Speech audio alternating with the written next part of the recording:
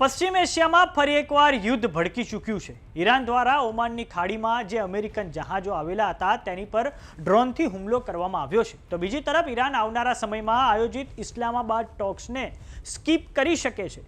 અમેરિકાના central command દ્વારા ઈરાનના એક કમર્શિયલ જહાજ પર હવે હુમલો કરવામાં આવ્યો છે અને આ વાતની જાણકારી અમેરિકાના પ્રમુખ ડોનાલ્ડ ટ્રમ્પ દ્વારા આપવામાં આવી છે। તો આ તરફ ઇઝરાયલની સેનાએ લેબનોન માટે પોતાનો એક નવો મેપ જાહેર કર્યો છે। તો આવો જાણીએ સમાચાર વિસ્તારથી। નમસ્કાર, જમાવટ સાથે હું છું પાર્થ।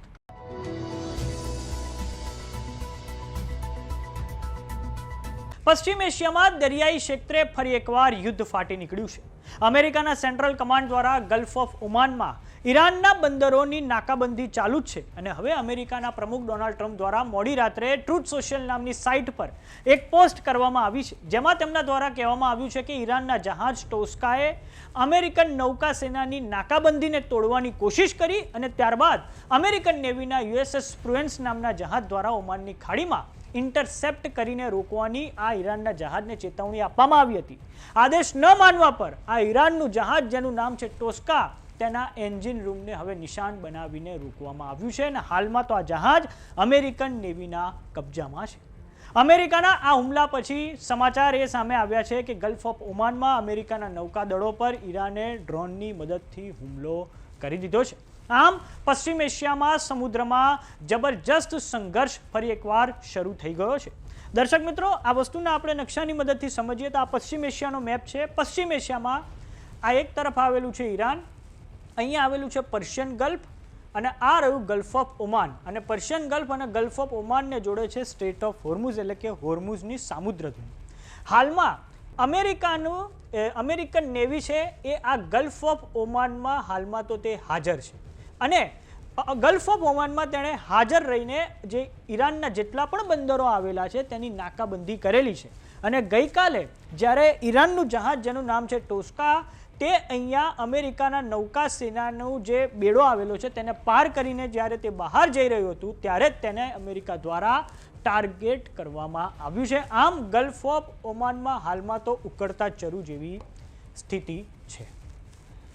તો હવે આવનારા સમયમાં પાકિસ્તાનની રાજધાની ઇસ્લામાબાદમાં ઈરાન અને અમેરિકા વચ્ચે વાર્તાલાપ આયોજિત છે, ત્યારે સંભાવના છે કે ઈરાન આજે ઇસ્લામાબાદ વાર્તાલાપ છે તેને સ્કીપ કરી શકે છે, જેનાથી પશ્ચિમ એશિયામાં ફરી એકવાર શાંતિની સંભાવનાઓ પર પાણી ફરી વળશે।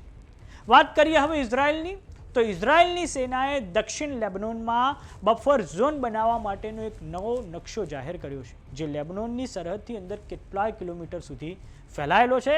સૌપ્રથમ આપણે નકશાની મદદથી એ વાતને સમજીએ।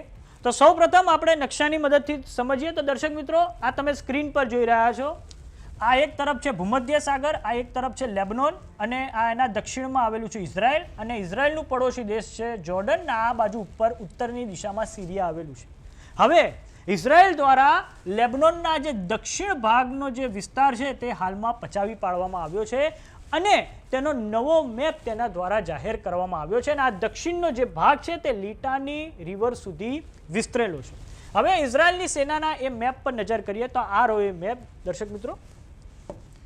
આ મેપમાં આ જે ઉપરનો તમે જે વિસ્તાર જોઈ રહ્યા છો એ આ તમામ વિસ્તાર આ લેબનોન છે અને દક્ષિણનો જે વિસ્તાર છે આ ઇઝરાયલ છે। આ તરફ છે ભૂમધ્ય સમુદ્ર અને આ તરફ છે આ સિરિયાનો વિસ્તાર લાગે છે।